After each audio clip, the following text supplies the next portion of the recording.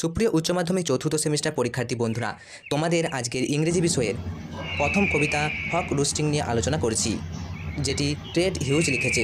আমরা আশা রাখবো আজকের এই ভিডিওটা তোমাদের জন্য অত্যন্ত হেল্পফুল হবে। প্রতিটি লাইনের মানে সহ বাংলা মানে সহ পাশাপাশি যে সমস্ত ওয়ার্ডের মানে তোমাদের জানা দরকার সেগুলো কিন্তু আমরা আলোচনা করছি। এই ভিডিওটা দেখার পর আমরা আশা রাখবো তোমাদের পুরোপুরি ক্লিয়ার হয়ে যাবে এই কবিতাটি। তাই প্রথম থেকে ভিডিওটা শেষ পর্যন্ত দেখার চেষ্টা করো। আর তোমরা যারা উচ্চ মাধ্যমিক চতুর্থ সেমিস্টার পরীক্ষায় ভালো রেজাল্ট করতে চাইছো, তাহলে অবশ্যই আমাদের চ্যানেলে নতুন হলে চ্যানেলটি সাবস্ক্রাইব করে পাশে থাকা নোটিফিকেশন অল সিলেক্ট করে রাখতে পারো। আর তোমার বন্ধুদেরকে এই ভিডিওটা একটু শেয়ার করে দিও। দেখো, হক রোস্টিং লিখেছেন Ted Hughes. Line by line তোমাদের সাথে বেঙ্গলি মিনিং সহ এক্সপ্লেন করব, পাশাপাশি এর সম্পূর্ণ ব্যাখ্যা পুরোপুরি তোমরা বুঝে যাবে এই ভিডিওটা দেখার পরেই। প্রথম লাইন কি বলেছে দেখো, I sit in the top of the wood, my eyes closed. দেখো, প্রত্যেকটা মানে তোমাদের বলে দিচ্ছি। I sit on the top, top মানে চূড়া, এখানে চূড়া বলতে সর্বোচ্চ ডাল। দেখো, I sit in the top of the wood, wood মানে দেখো বন বা বনভূমি, তাহলে আমি বনের সর্বোচ্চ ডালে বসে আছি। মাই আইজ ক্লোজড, আমার চোখ বন্ধ। তো প্রথম লাইনটা আশা করি বুঝতে পেরেছো যে আমি বনের সর্বোচ্চ ডালে বসে আছি, আমার চোখ বন্ধ। এনে বাজ পাখি কথা বলা হয়েছে। নেক্সট দেখো, in action no falsifying dream. In action no falsifying dream বলছে। দেখো, ইন অ্যাকশন মানে হচ্ছে কোনো কাজ নেই, দেখো কাজ না করা। আর ফলসিফাইং কথার অর্থ হচ্ছে মিথ্যা বানানো। নো ফলসিফাইং ড্রিম, ড্রিম মানে স্বপ্ন, তাহলে কোনো কাজও করছি না, কোনো মিথ্যে স্বপ্নও নেই। তারপরের লাইন দেখো বলেছে, between my hooked head and hooked feet. এবারে এর মানেটা আমাদের জানতে হবে। হুকড কথার অর্থ হচ্ছে বাঁকা, ঠোঁট বা নখরের মতো আকার। তাহলে বিটুইন মাই হুকড, আমার বাঁকা ঠোঁট, অ্যান্ড হুকড ফিট, বাঁকা নখরের মধ্যে। দেখো তারপরের line, or in sleep rehearse perfect kills and eat. Or মানে হচ্ছে অথবা, ইন স্লিপ মানে কি ঘুমের মধ্যে, রিহার্স পারফেক্ট, রিহার্স মানে দেখো অনুশীলন করা, রিহার্সাল মানে না অনুশীলন করা। আচ্ছা, পারফেক্ট কিলস অ্যান্ড ইট, শিকার মারার অনুশীলন করি আর খাই। পারফেক্ট কিলস মানে হচ্ছে নিখুঁত শিকার মারা, ঠিক আছে। তো এর ব্যাখ্যাটা কি, এই যে তোমাদের যে প্রথম প্যারা থেকে সম্পূর্ণ ব্যাখ্যাটা বুঝে নাও। বাজ পাখি দেখো বনের সর্বোচ্চ ডালে বসে শক্তি সঞ্চয় করছে। সে জানে তার ঠোঁট এবং নখর তাকে সহজেই শিকার করতে সাহায্য করবে, এমনকি ঘুমের মধ্যেও শিকার মারা যেন তার স্বভাব। তাহলে এখানে বাজ পাখি কিন্তু প্রথম লাইনে কি বললো, আমি আরেকবার বলেছি তোমাদেরকে, যে I sit on the top of the wood, my eyes closed. আমি বনের সর্বোচ্চ ডালে বসে আছি, আমার চোখ বন্ধ, ঠিক আছে। তারপরের লাইন বললো, in action no falsifying dream, কোনো কাজ করছি না, কোনো মিথ্যে স্বপ্নও নেই। Between my hooked head and hooked feet, আমার বাঁকা ঠোঁট আর বাঁকা নখরের মধ্যে। On or in sleep rehearse perfect skills and eat, অথবা ঘুমের মধ্যে নিখুঁতভাবে শিকার মারার অনুশীলন করি আর খাই। তো এই যে প্রথম তোমাদের প্যারাটা ভালো করে আশা করি বুঝতে পেরেছো। দ্বিতীয় প্যারায় বাজ পাখি কী বলছে দেখো, the convention of the high trees. Convention আমার কথার অর্থ হচ্ছে সুবিধা। অন হাই ট্রিজ মানে হচ্ছে উঁচু উঁচু গাছগুলি। তো উঁচু গাছগুলো আমার জন্য কত সুবিধা করেছে, কারো সুবিধা করেছে? উঁচু গাছগুলো কার জন্য? বাজ পাখির জন্য। তারপরে কি লাইন বলেছে দেখো, the air's buoyancy and the sun's ray. Air buoyancy মানে, ব্রাউনেসি কথার অর্থ হচ্ছে ভাসমানতা বা হালকা ভাব। তাহলে এর মানে কী হলো, যে হাওয়ার ভাসমানতা। Air buoyancy buoyancy, air buoyancy and the sun's ray, হাওয়ার ভাসমানতা আর সূর্যের রশ্মি বা সূর্যের আলো। দেখো, are of the advantage to me, আমার জন্য অনেক উপকারী। অ্যাডভান্টেজ কথার অর্থ হচ্ছে লাভ বা উপকার, তো এটা তোমরা জানো আশা করি। তারপরের লাইনে কি বলছে দেখো, and the earth face upward for my inspection. এবং ইন্সপেকশন কথার অর্থ হচ্ছে দেখো দেখা বা পরীক্ষা করা। এখানে কি বলেছে, যে এবং পৃথিবী যেন উপরে মুখ করে আছে যাতে আমি ভালোভাবে দেখতে পারি। And the earth face upward for my inspection, পৃথিবী যেন উপরে মুখ করে আছে যাতে আমি ভালোভাবে দেখতে পারি। এবারে এই প্যারাটার অর্থ কী দেখো, এই প্যারাটার অর্থ ভালো করে বুঝে নাও। বাজ পাখি বুঝিয়ে দিচ্ছে যে প্রকৃতি তার পক্ষে কাজ করছে। প্রকৃতি, এখানে প্রকৃতি বলছে, প্রকৃতি বলতে তোমাদের কি, গাছগুলো, তারপরে তোমাদের বাতাস, সূর্যের কিরণ। বাজ পাখি বুঝিয়ে দিচ্ছে প্রকৃতি তার সাথে আছে, গাছ, বাতাস, আলো সবই তাকে শক্তি দিচ্ছে, ঠিক আছে। এর পরের প্যারা দেখো, my feet are locked upon the rough bark. My feet মানে আমার, যে তো এখানে my feet are locked upon the rough bark, আমার যে নখর শক্তভাবে ধরে আছে গাছের খসখসে ছালকে, রাফ বার্ক, বার্ক মানে ছাল, রাফ মানে হচ্ছে তোমাদের খসখসে, ঠিক আছে। তাহলে আমার যে নখর শক্তভাবে ধরে আছে গাছের খসখসে বাকলকে।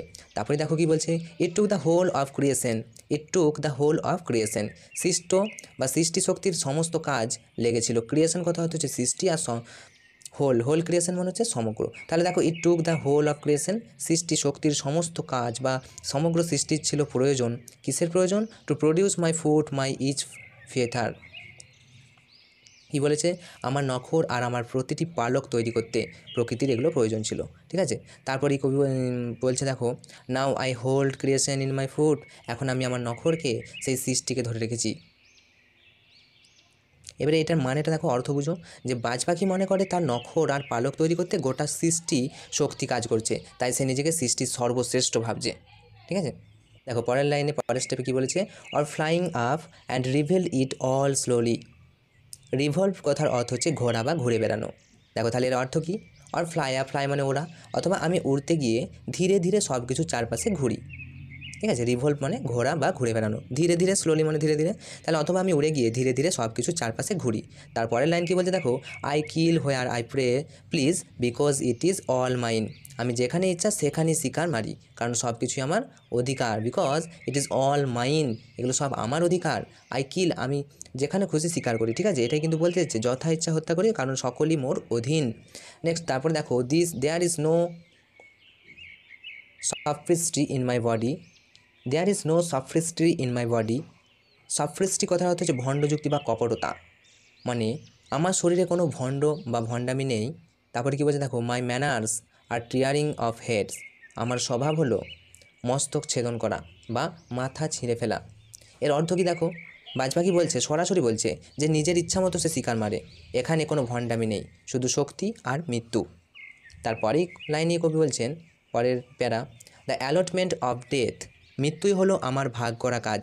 দ্য অ্যালটমেন্ট, অ্যালটমেন্ট কথার অর্থ হচ্ছে ভাগ করা, ঠিক আছে, বা বন্টন করা।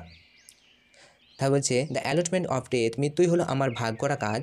For the one path of my fight is direct, কারণ আমার উড়ানের একটাই পথ, সেটা সরাসরি।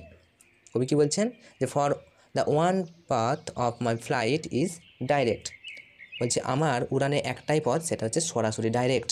তারপরে লাইন দেখো, through the bones of the living, জীবিত প্রাণীদের হাড় ভেদ করে। নো আর্গুমেন্ট অ্যাজার্ট মাই রাইট, আমার অধিকার প্রমাণ করার জন্য কোনো তর্কের দরকার নেই। আর্গুমেন্ট কথার অর্থ হচ্ছে তর্ক, রাইট মানে হচ্ছে আমার অধিকার, তাহলে আমার অধিকার প্রমাণ করার জন্য কোনো তর্কের প্রয়োজন নেই। অ্যাজার্ট মানে হচ্ছে জাহির করা বা প্রকাশ করা, মানে রাখবে। তো এর ব্যাখ্যা কী দেখো, বাজ পাখির উড়ান মানেই হচ্ছে মৃত্যুর পথে যাত্রা। বাজ পাখি উড়ে কখন? মৃত্যুর পথে যাত্রা। তো বাজ পাখির উড়ান মানে একটা মৃত্যুর পক্ষে, মানে অপরদিকে মৃত্যুর পক্ষে যাত্রা বা মৃত্যুর পথে যাত্রা। সে যুক্তি বা তর্ক মানে না, তার শক্তিই হচ্ছে তার অধিকার, সে সব কিছু ছিনিয়ে নিতে চায়। তারপরের 6 নম্বর যে প্যারা রয়েছে দেখো, the sun is behind me, সূর্য আমার পেছনে আছে। জানো বিহাইন্ড মানে পেছনে। Nothing has change since I begin, nothing had change since I begin, আমি জন্ম নেওয়ার পর থেকে কিছুই বদলায়নি। My eyes has permitted no change, আমার চোখ কোনো পরিবর্তন হতে দেয়নি। I am going to keep thing like this, আমি সব কিছু এমনই রাখবো। এর মানে দেখো, বাজ পাখি নিজেকে শাশ্বত শক্তির প্রতীক বলে মনে করে।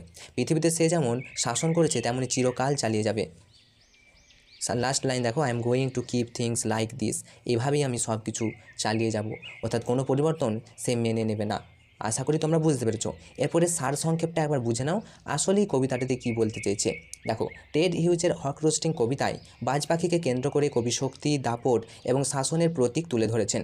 বাজ পাখি বনের উঁচু ডালে বসে চারপাশে তাকিয়ে বুঝিয়ে দেয় যে প্রকৃতি তাকে সব সুবিধা দিয়েছে, উঁচু গাছ, বাতাস, সূর্যের আলো। সে মনে করে তার নখর এবং পালক সৃষ্টির সব শক্তি সর্বোৎকৃষ্ট কাজ। বাজ পাখি এটা ঘোষণা করে দেয় যে শিকার মারা তার সহজাত স্বভাব, তাতে কোনো ভণ্ডামি নেই। আর উড়ান মানে মৃত্যু বয়ে আনা, সে উড়ে আর মৃত্যুকে নিয়ে আসে। সে বিশ্বাস করে পৃথিবীর সব কিছুই তার, তাই যেখানে খুশি সে শিকার করতে পারে। যুক্তি বা তর্ক দিয়ে নয়, শক্তি দিয়েই সে নিজের অধিকার প্রমাণ করে। কবিতার শেষে বাজ পাখি বলে, জন্ম থেকে পৃথিবীতে কোনো পরিবর্তন হয়নি, তার চোখও কোনো পরিবর্তন হতে দেয়নি। সে পৃথিবীকে আগের মতোই নিজের নিয়ন্ত্রণেই রাখতে চায়, নিজের কন্ট্রোলে। সহজভাবে বললে এই কবিতায় বাজ পাখি হলো শক্তি, অহংকার আর দমন নীতির প্রতীক। প্রকৃতি আর জীবনকে সে নিজের শাসনের আওতায় রাখতে চায়। আশা করি তোমরা বুঝতে পেরেছো। এর পরবর্তীতে কোন বিষয় নিয়ে আমরা ভিডিও বানালে তোমাদের সুবিধা হবে সেটা অবশ্যই তোমরা কিন্তু জানাবে। তোমাদের সাথে ছিলাম আমি সুরজিৎ কর্মকার, তোমাদের সুরজিৎ স্যার। তো অবশ্যই তোমাদের পরীক্ষা ভালো হবে, চতুর্থ সেমিস্টার পরীক্ষা ভালো হবে। আমাদের চ্যানেলটি সাবস্ক্রাইব করো আর বন্ধুদেরকে এই ভিডিওটা একটু শেয়ার করো। Enjoy exam, all the best.